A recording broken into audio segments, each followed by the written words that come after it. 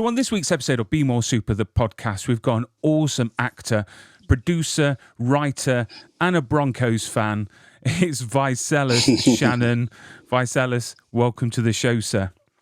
Thank you, Brian. Thanks for having me. Appreciate it. And literally, your back work and your current work is just incredible. Your IMDb is like a giant explosion. I mean, from 24 to the Hurricane, to Arts War, it's an impressive lineup. So we're going to delve into a few of those briefly. Okay.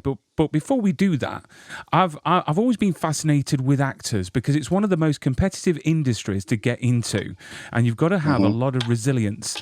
I mean, why acting? What inspired you to enter this industry of competitiveness? Well, obviously, I'm gonna, it's no secret that I look young for my age. So I've been doing this for almost 30 years. So what got me into acting was, I wanted to be a professional baseball player, and to do that, it takes a lot of people behind you. It takes a lot of support, and it takes a lot of luck, and timing and stuff like that. So I pulled my hamstring muscle in high school, and things didn't quite work out. I didn't know it could heal, so I didn't have a lot of support behind me. So I knew that I liked the arts. I know I didn't want to do the same old 9 to 5 punching a time clock kind of thing.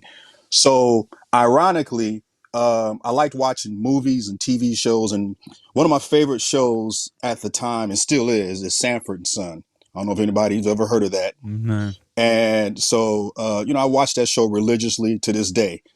And I was looking at it, and I was looking at movies and looking at TV. I said, you know what? Maybe I should be an actor. I want to. It's kind of curious to me.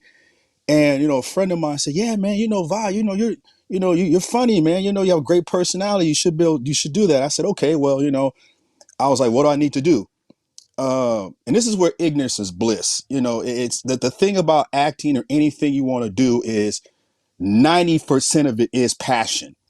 The more information you get about stuff, the more you're going to look like it's going to look impossible. So you're going to love this story. So people were telling me you need to get an agent. And I was like, what's that? Well, it's in Hollywood. And I'm like, where's that? And, it's just, I had no clue. So I had a friend of mine who did commercials and had this commercials workshop. So I said, okay, let me go ask, they said, well, Vi, I can hook you up with this person. They do like this workshop where you can go in there and they'll work on some lines and a commercial skit, and they'll put you in front of agents and managers, and then you can get that. I said, okay, let me try that. So I did that, and where I'm in California, and where I was at the time to where the place was probably about 50 miles from where I was at. So I would catch a bus, but I didn't have the money to get back, so I had to walk back 50 miles. Wow. Now I was very, very young, so I was ambitious. And in lieu of tuition, I would, clean up and everything. And, I didn't have a lot of money. So it was, and the lady said, okay, you can, stack some chairs and clean up and everything. So I did that, and I did a little commercial skit in that, and I did it in front of these agents and managers, and a lot of them called me, and I picked one, and, and I knew right there and there, I was like, okay, well, I got an agent, and I started auditioning. And I said, well, this isn't going too good. It's not as easy as I thought. So I said to myself, well, if I want to work with the Denzels and the Morgan Freemans and the Bruce Willises of the world, some of these great actors, I had to study. And I ran into a gentleman. His name was Paul Mooney. God rest his soul. He was a comedian. And people don't know who Paul Mooney is. Paul Mooney is, if you ever watched the Chappelle Show, he was the guy that played Negro Damas.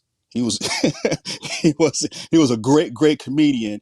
And at the time, I was, like I said, I was full of passion. I said, I want to meet Paul Mooney. And I said, Paul, so he was a writer for a TV show, and he came. I said, I want to meet him. And the stage manager said, okay, does he know who you are? I said, no, I'm a fan of his. I just have some questions about the business and everything. He goes, okay. So, he came out. I was surprised. He came out, and I said, Paul, Mr. Mooney, I just have some questions. I want to get in the business. I want to, be a great actor. What I need to do. And he said, the only thing he told me was, he goes, just know the craft. Mm. He goes, just know the craft. And that was it. So I knew I had to study and, and I worked and auditioned and, and I just went for it. And, and that's how I got started. And, anybody trying to start anything, just do it. Don't overthink it. I mean, you start overthinking this stuff, you're going to think yourself right out of it. And Mm. that's my story. My story is I had no clue what was going on. I was completely ignorant. It was just pure passion. And the more knowledge I got, I'm like, oh, this is supposed to be hard. I didn't know this was supposed to be hard. And, there's a whole backstory behind, why I had to take a step back from my career. But in the beginning, it was just fun. It was Mm. fun learning to act and going on auditions and being able to perform. It was just fun. It And wasn't the a rest job. is It was history. fun. I Yeah, it mean, was I just mean, fun. I mean, it's just amazing how much you've actually done, and the level that you've done it at. I mean, when you were starting out, did you have a plan in place?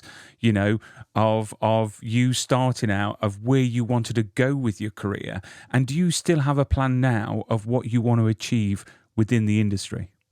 Yeah, Brian, when I first started, I told my family, I said, you guys understand, so I'm gonna work with Denzel Washington one day. And they laughed, and people were like, man, you better get a real job. Because, no one knows. They see you and they don't see your potential. So my plan was to work with Denzel Washington. And I knew to work with him, I had to study and had to work. And when the timing came, when I had that opportunity, I seized it. And right now, my plan is to also start producing. I've done a couple of things where I've produced some projects. I got some couple projects in the works. And, back in 2008, my career was at its peak. And unfortunately, I went through a pretty tough divorce. And I Mm. had a 6 and 3-year-old daughter, two daughters, and I had to take a step back from my career to take care of them. And I knew now, and at the time, I looked very young for my age. So I was able to play, like, I think one of the roles I played one time, I played a 13-year-old, but I was actually 23, you know. That's And in the awesome. yeah, That is yeah, awesome. in the hurricane, I played a 15, 17-year-old, went from 15 to 17, I was 28. And Wow. that was for Google and IMDb, and no one knew my age. So taking a step back from my career to take care of my daughters, and they're doing fantastic, best decision I ever made. I know now that, I want to reinvent myself. Now I want to do kind of projects I want to do, and I'm producing. And the movie I did with Luke of Come Out Fighting, we actually got a couple of projects right now that we're talking about working together on those.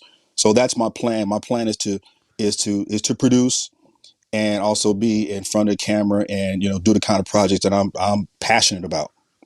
Any advice have any advice at all? Because obviously you're a dad of two girls.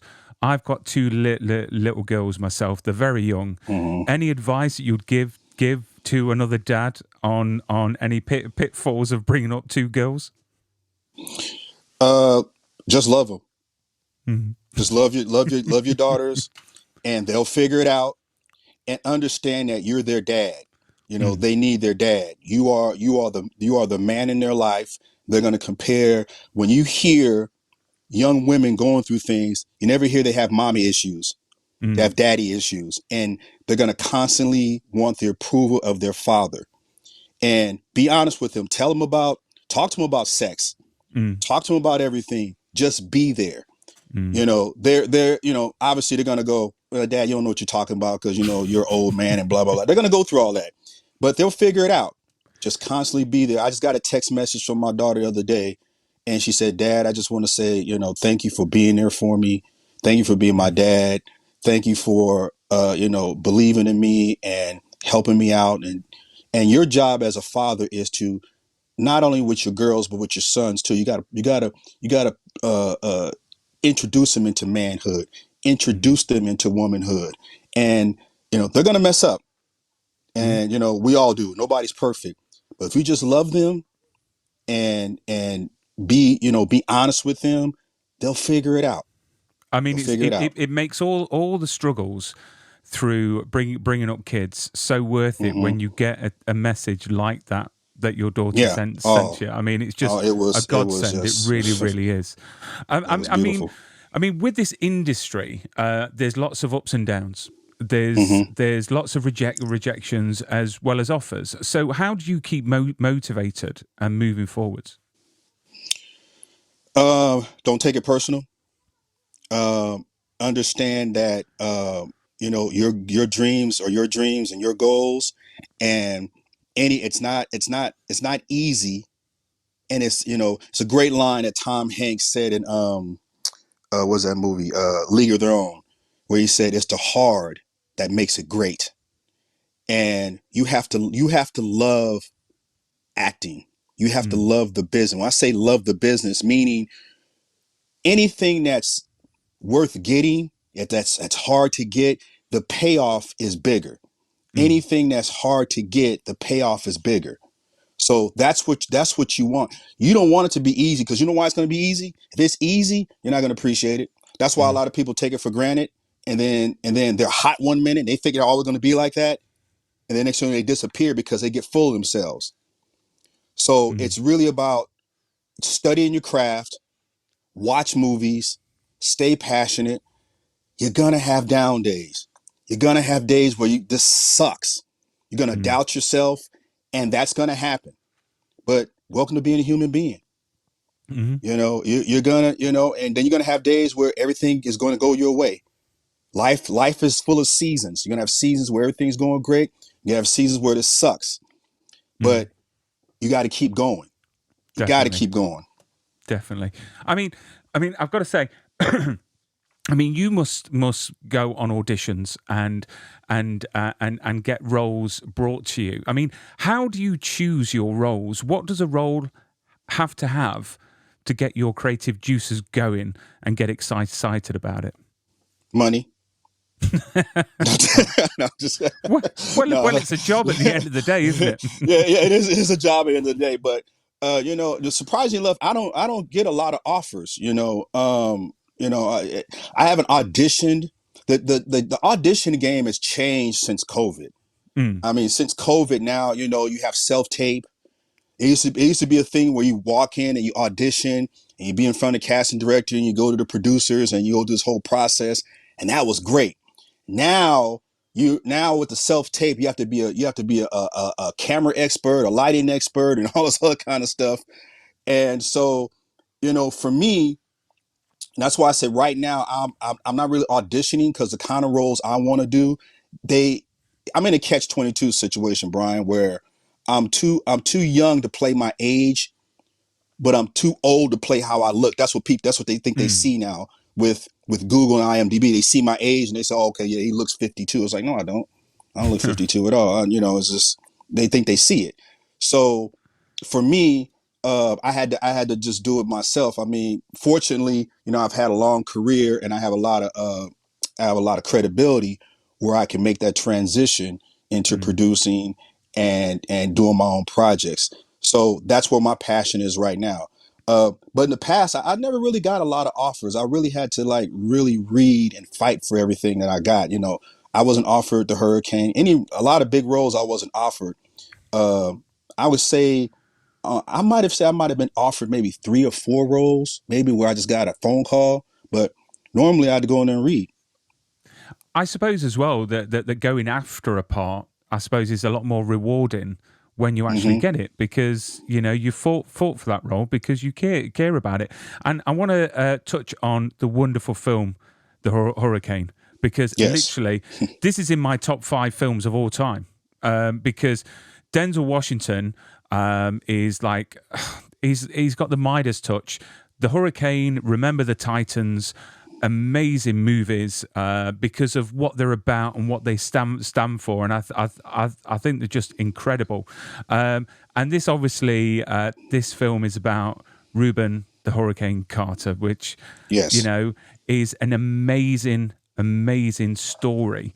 Apparently, there was 300 people over 300 actors that went for the part that you played with, which was Lesra Martin, and all these characters are real. This is a true story, and the characters are real. I mean, what was it like working on this movie, especially as the story is just incredible?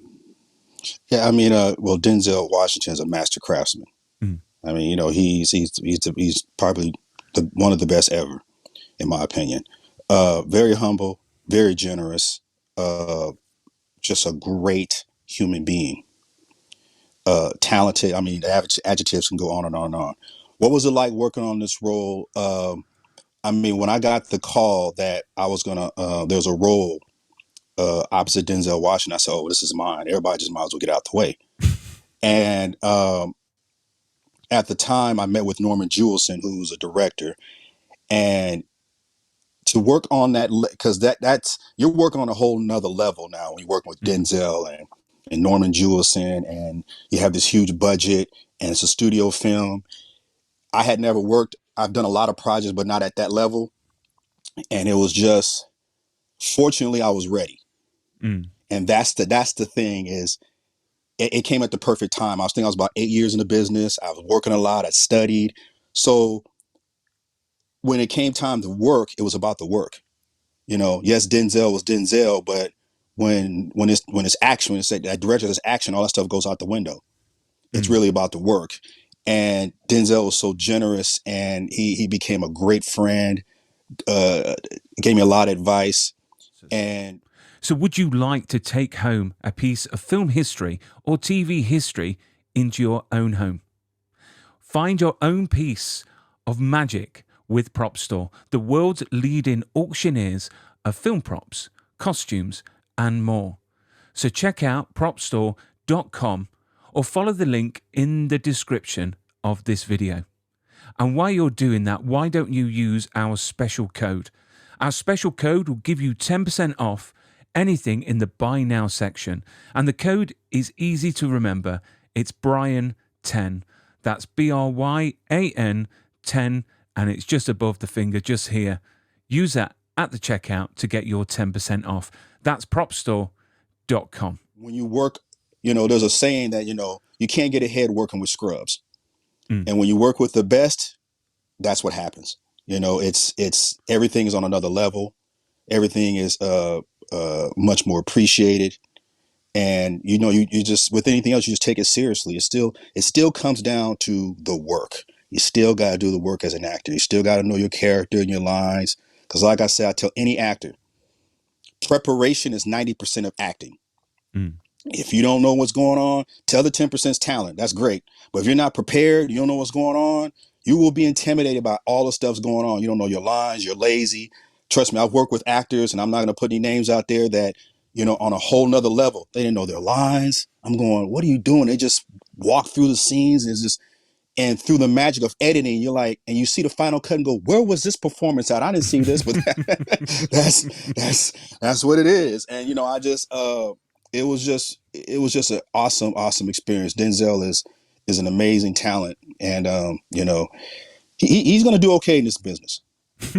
he's gonna it he has a certainly is. future. He has a Literally, that future. that man can read out a shopping list, and he would Hmm. make it sound so poetic and Yeah. meaningful.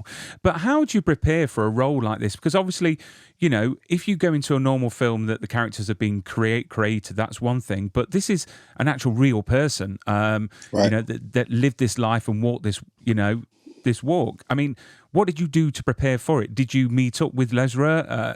What was the whole process like? No, it was Norman Jewison. It was the director.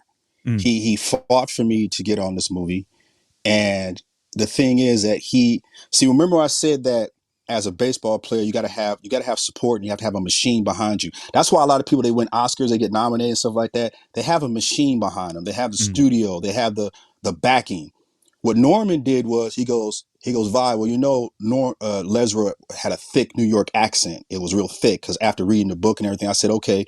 So he says, what we're gonna do is we're gonna send you to Juilliard, have you work with a dialect coach, and the production was behind me to work with a dialect coach, and to really prepare for the role and get the mannerisms and stuff down. That's what it takes when you're dealing with a production aside. That's probably why you think, like, why does Martin Scorsese and Leonardo DiCaprio, all these guys work together? Adam Sandler. The reason why they keep working with the same people and over again is because you want an environment where everyone can be creative, mm, and can be themselves, and they're comfortable.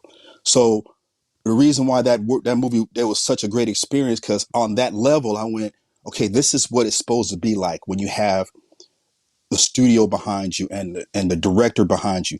Because once a director casts the movie, they have their movie. That's the Mm, part that they have to get right. If they cast it right, then it's fine. So that's working on that film. Just it taught me a lot. I learned a lot about professionalism. Not that I didn't know anything, but I'm like, I was ready. mm. So, but they knew I haven't been on that level. They know I've done a lot of TV and TV series and stuff like that. But something of that magnitude, they're like, "You gonna be okay?" I'm like, "Yeah, I just need to know my lines and know my character. All this other stuff can take care of itself." I mean, have you And got that's what it was. a favorite scene that you shot in that film? I know I'm asking a lot because it's like 24, 25 years ago Oh no, no, no worries, no worries. for the film. But have you got a favorite scene from that film? I think actually it's two scenes. The first scene was when Lesra and Hurricane meet the first time in prison, Hmm. and the scene at the end where he's in this jail cell, and he talks about Lesra is hate short for Lazarus, hate put me and in prison.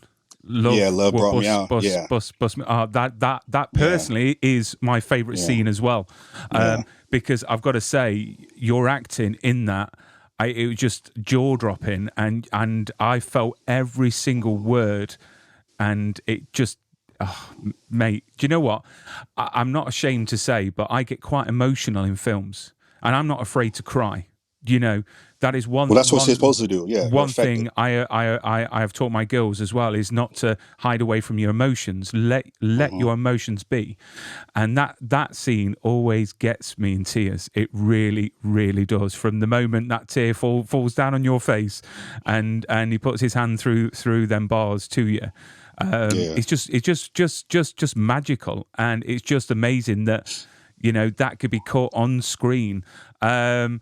I mean, I'm quite shocked when I read up a bit more about the film anyway, that Wesley Hmm. Snipes and Samuel L. Jackson were in the running apparently to Yeah. play and looking at interviews of actually Rubin, I'm just seeing Denzel, and I don't know if that's because of loving the movie so much. But yeah, I can't imagine Wesley, even though they're both very good actors. Denzel definitely is just perfect for it. I mean, did you get a chance to meet the real Rubin Carter? Oh yeah, yeah, Um, yeah, yeah. yeah. I met the real Rubin Carter. Met him a few times. Went to his house, had dinner. Lesra, actually went out and visited him. Stayed at his house for a few days. Matter of fact, he texted me the other day. Say, hey, how's it going? Rubin unfortunately has passed away. Mm. And but yeah, we had a chance to really meet with everybody and talk to him. Yeah, Yeah, because I think Rubin passed away. It's going to be 10 years next year. yeah. He passed in Yeah, 2004. Sam Jackson's on my bucket list. I will. Is he? I'm trying to get him. I'm trying to get him on a project. So I'm working that out. And I'm sure you're going to get there. I mean, Yeah. did you get any feedback from Rubin and Lesra on the movie? What did they think of their portrayals on screen? Oh, well, they loved it. They must have liked it because Leslie was still friends to this day, and Ruben was just so gracious, and their compliments were just unbelievable. They Uh, liked it. I wanted to touch as well. I'm just keep an eye on time. I wanted to touch on another passion of mine, which is 24, Yes. because this is one of the best shows on TV. I've met Hmm. Kiefer quite a few times, and I've interviewed quite a few of the cast, from Xander Berkeley to Carlos to, loads. Yeah. And now you, Keith Palmer, the son of the president. What was this show like to work on? Because it was just incredible, and it was like the first of its kind to be filmed in a certain way, and the fact that Yeah. it was over 24 hours. I mean, you did this. I think you did this 2001. You was in Hmm. season one and season two. What was your experience like working on this show with again an incredible cast? Well, the premise obviously is outstanding, and the writing and the directing was all outstanding. It was funny because I was supposed to come on there and maybe do a couple of episodes, and then that was supposed to be it. But I think the writers and the audience fell in love with the storyline Mm. that the Palmers were going through, and so it ended up turning into like one or two episodes turned into 13. And then I was supposed to come back. I think they were going to do a deal, and then my character got sent to my dad's bunker, somewhere his compound. Mm. His compound, and I'm still there, so I'm still waiting to find out what's going on with that. Who knows? They might bring it back. But did you Yeah. realize that when you joined the show that it was going to be so big? Um. No. I mean, you know when you have a hit, and you know the Mm. show's a hit, but I didn't think it was going to go that long. You know, I would have loved to have been a part of that. But who I didn't know. You know, it's the premise itself. I was like, this is pretty good. This is pretty unusual. So have you're hoping for the best, but it's like hitting the lottery. Mm. When a show is a mega hit like a 24 or Seinfeld or Friends or Cosby, anything like that, it's like hitting the lottery. And that's what every actor wants if they get on a series. They want the financial security, they want the longevity, and that's what it is. Mm. And congratulations to Kiefer and everybody else on the cast and the crew and everybody that was involved in that. I think the fans are begging for Jack Bauer to come back. But I don't know how much he can go through because that guy literally goes through hell on every Yeah, season. yeah, great writing, great writing. Oh yeah, I mean the writing on it. I mean, again, we're in support of the writers' strike because I'm quite shocked because I didn't realise exactly the reasons for the strikes, and now I've learned a lot, and I've got a few writers coming onto the show next week to talk about it. Mm-hmm. So I think shows start from the writers up because without the Oh, of writers, course, of course. I actors mean, wouldn't yeah. have words. So The writing is. I mean, projects get rejected or accepted based on the writing, mm, and the concepts, and like 24, they had to come up. Somebody had to create that idea, mm, and with the way the platforms are now with streaming and all this stuff, yeah, people need to get paid. It's just the formats and everything have changed, so deals got to be struck. mm. And I think they're going to be fine. I think they're going to be fine. It happens. I We've mean, been here before. yeah, yeah. It happened quite a few years ago. So fingers crossed it gets fixed because of the knock-on effect. And I don't know if I'm right in saying, but there could be an actors' strike soon to Hmm. go with For the same reasons. For the yeah, same for the reasons, same. yeah. Yeah, yeah. I mean, being in these big productions. I mean, do you feel any pressure coming out of them to go on to your next project? So, like the Hurricane, finishing that's done amazing. Denzel's been nominated for an Oscar, and the show's Yeah. been, won Globes and everything like that. For an actor like yourself to come from that project, do you feel a lot of pressure on like your next one? Because all eyes Actually, are on Brian, you. it makes it easier. Okay. To be honest, it makes it easier. Uh, I remember Jack Nicholson said something one time. He said the Golden Globes are fun, but the Oscars is business. So Mm, it's when and that's, I don't care what any actor says. I mean, we all love what we do. I'm gonna speak for myself. I want to make a living at this, and the thing is, your name, if your name can have value, which is what it's all about, you make a lot of money, and you get to pick and choose what you want to do, and you kind of can, you're really in a lot of control of your own career, which is what anybody wants. mm, So, the bigger names you work with, the bigger studios you work with, the bigger directors and productions you work on, if they hit, that opens the door. That's what any actor wants. They want to be able to continue working and making a living at this. Yes, we love the craft. Yes, we love the work, but bills got to be paid. mm, you know, you have to make a living at it, and that's the hardest part for any actors. Can you make a living at this? And that's why if you get on a hit show, life's a party. mm, Let's be honest, life's a party when you're doing what you love, and you can have a lifestyle. That's You've hit, that's gold. That's gold. I mean, I wanted to talk about your latest project, which is Come Out Fighting, Yes. which is out now.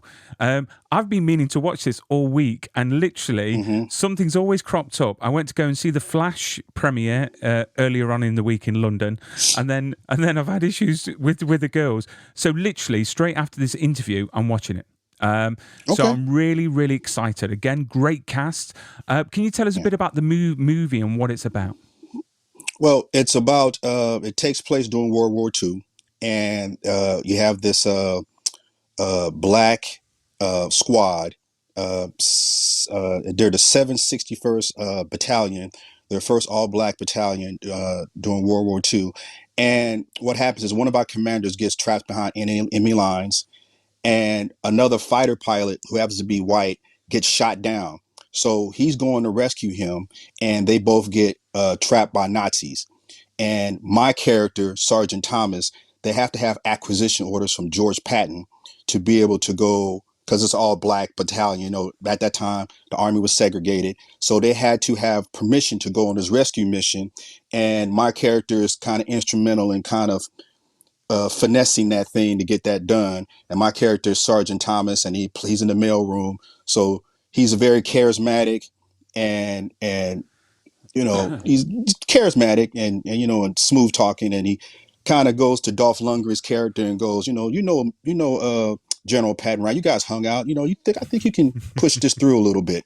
So that's what the story is about. This African American battalion based on is a true story of this, and they go on a rescue mission, and Luke did a great job. Stephen Luke, the director, he's a writer and director. He did a great job with what he could do with the film, and actually working on some another true story of involving some African American characters during World War II. I'm not going to get into that unless you go on IMDb and you look at it. But yeah, he's a great writer, director, very passionate. It's a good film. I think the cast did a great job, and I think you're going to enjoy it. I mean, it must be nice being involved with films that have got sort of underlining messages as well, especially representation. I mean, again, the fact that it's a true story. I mean, do you like to be involved with films like that literally has got a lot of meat and bones to it? Yeah, because these it's American history, they're Mm, true stories, and African Americans have contributed a lot mm, through the all the American wars, Civil War, World War One, World War Two, and it's sort of like, I'm not comparing it to the Holocaust, but if you look at the Holocaust and all these little stories that come out of the Holocaust, you're like, okay, I didn't know that happened. I know that mm, was real. Uh, Not to compare it to, I'm just kind of making mm, similarities.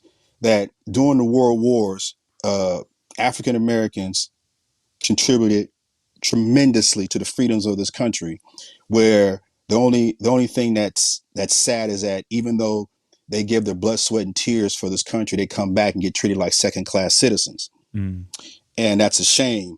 But there's a lot more stories like this that I'm going to look forward to bringing, to the big screen and to people's attention. That's what I'm working with Stephen Luke, on the next project that we're working on. That is a lot of stories like that no one really knows about. There's a lot of these kind of stories out there, and I can tell you, Brian, we'll do another interview. I think we're gonna do a lot more interviews, my friend. Where Yep. I'm gonna come back and tell you about some other stories that have been going on, and you're gonna enjoy them. That is awesome. I mean, the thing is, I love films like this. Remember the Titans. I just think it's fantastic in the way they address things.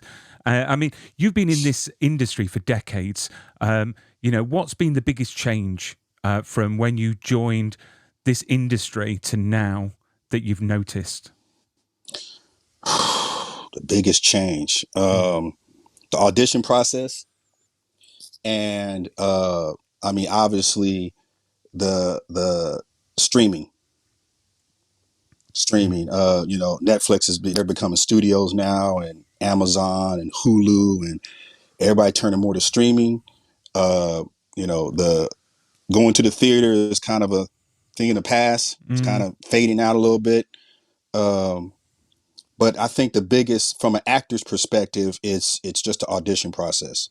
And I think that's part of the negotiations that SAG is going to deal with the studios, because they want you to come in there. I mean, I've seen some stuff where they want you to come in there 24 hours, 48 hours and put yourself on tape and do all this stuff. It's like, hold up, man. It's like, it takes a lot to get that done.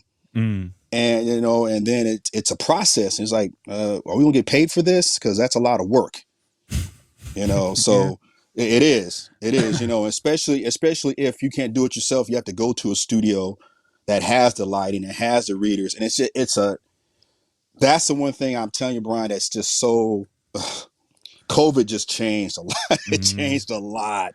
I mean, often, people often say all auditions are an art form in themselves, and the fact that you can stand in front of producers, casting directors, and do your audition, then it gives them a chance to maybe say to you, "Can you do it?"